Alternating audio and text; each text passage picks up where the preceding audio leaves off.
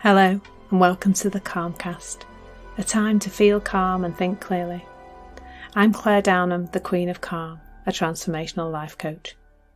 I was a burnt out head teacher who finally made the journey to calm after years of trying, and I want to prevent you from having to do the same. The Calmcast is a series of short explorations, gently guiding you back to your natural state, which is calm and clarity. Just listen like you would listen to music, with an open mind and curiosity. There's nothing else to do. Now let's relax into today's episode.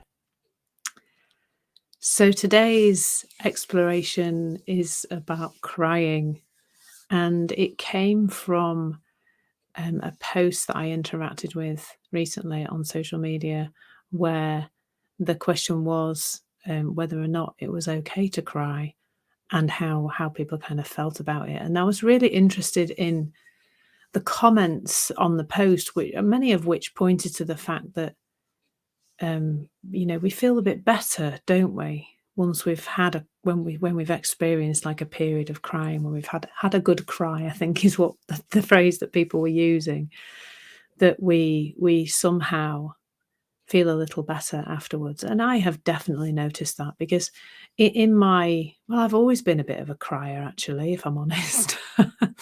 Not that I'm bothered about it, but I have always been a little bit of a crier. I cry quite easily at things on the television, things that are emotional. I used to cry at things like X Factor, especially if the camera went onto the parents in the audience. That would always get me. All sorts of. I've cried at soap operas. I've cried at television. All sorts of things.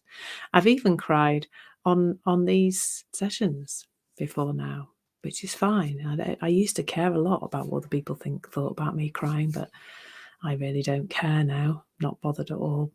Because I think there's something there about accepting that crying is part of being human. That's the first thing. Like, everything is part of being human. If you're doing it, if you're experiencing it, if you're not liking it, whatever it is, know that it's part of being human if you're experiencing it. Like, it's not a sign there's anything wrong with you. And so I kind of have become more at ease with crying as I've got older, I think, and been fine about it. I remember one funny occasion where a couple of Christmases ago, going to watch a movie over Christmas with my fiance and my daughter. They're sat either side of me, and I had cried at all of the adverts before the film. The film was a bit of a tearjerker, I think. I probably cried at the film too, but I had cried at all the adverts before the film even started, and my other half and my daughter thought it was very amusing that I was kind of laughing at my crying, because I just don't care, really. It doesn't really matter. But somebody somebody kind of asked on this social media post I'm talking about, that asked what the why we kind of feel better after it. Why is it that we feel a bit better after we have cried? And I had a little think about this in terms of what I speak about, in terms of how the mind really works and how human experience is created. So a bit of helpful background would be to understand that thoughts create our feelings. So if you're crying, it's because you've got some thinking that is instigating that. You might not be consciously aware of the thinking, but there is the two sides of the same coin, our thoughts and our feelings. And of course, crying comes from a feeling state, doesn't it? It comes from a state of mind, how you are in that moment. And that also our thoughts have a natural propensity to move on. They're not supposed to hang around. And you'll notice that even when you're caught up in something, each subsequent thought about that thing, if you're overthinking something, each subsequent thought isn't exactly the same as the one before. There's thought, comma, isn't there? And so that because they're always moving on, you can't actually stop them moving on. You can't hang on to a thought. It's naturally got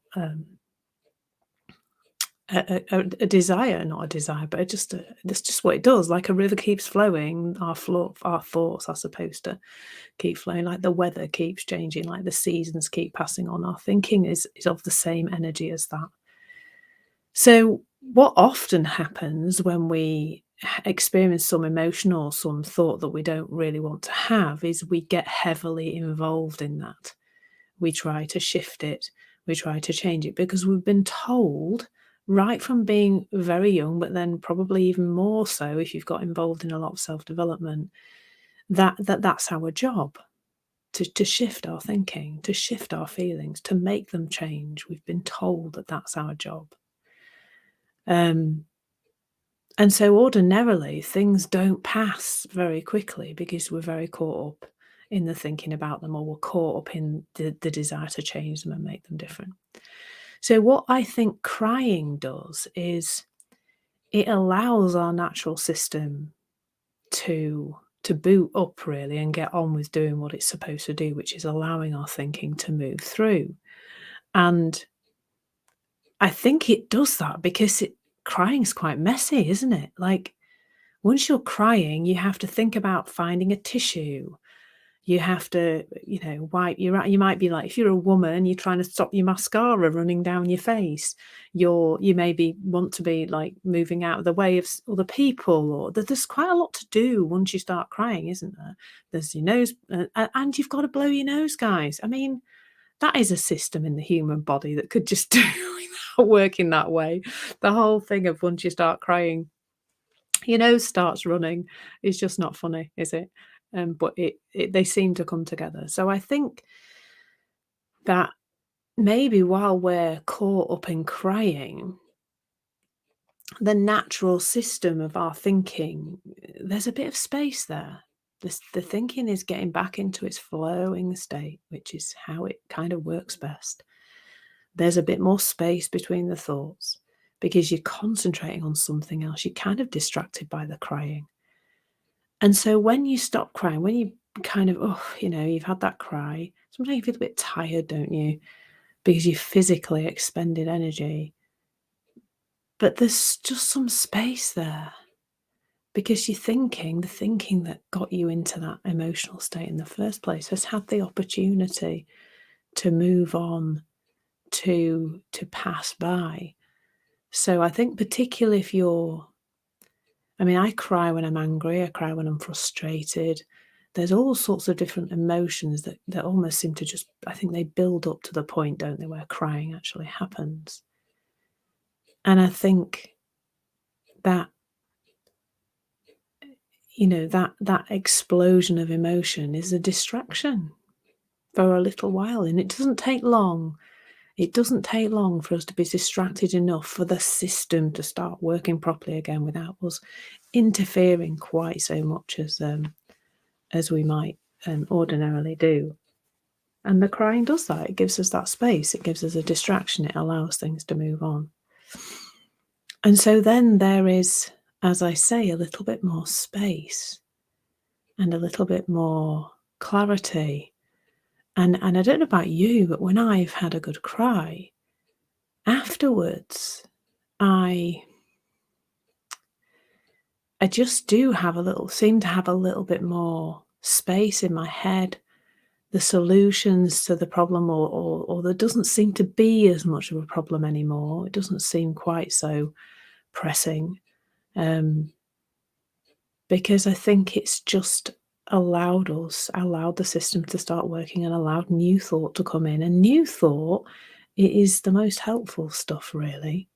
Space brings forth that creativity, so a solution might occur to us, or an idea, or something that makes the thing we were crying about feel a little less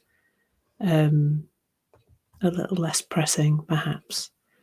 So I think that particularly, we cry for all sorts of reasons, and none of them are wrong. All of them are perfect because they're happening in you, and you're perfect too. But I think particularly when we're really caught up with something, and crying seems to be the thing that's come from that level of angst, I suppose. That's why it's helpful, is that then everything starts moving again as it's supposed to. And then there's a bit more space and a bit more clarity. But yeah, just get curious about this. Just notice it when have you been crying, and have you noticed how there's a bit more clarity afterwards? Thank you so much for listening. There's nothing to do now but bring some awareness to how this is working out in your life. Listen regularly to experience longer and longer periods of calm. This has been the Calmcast with Claire Downham, Queen of Calm. Take care and keep listening.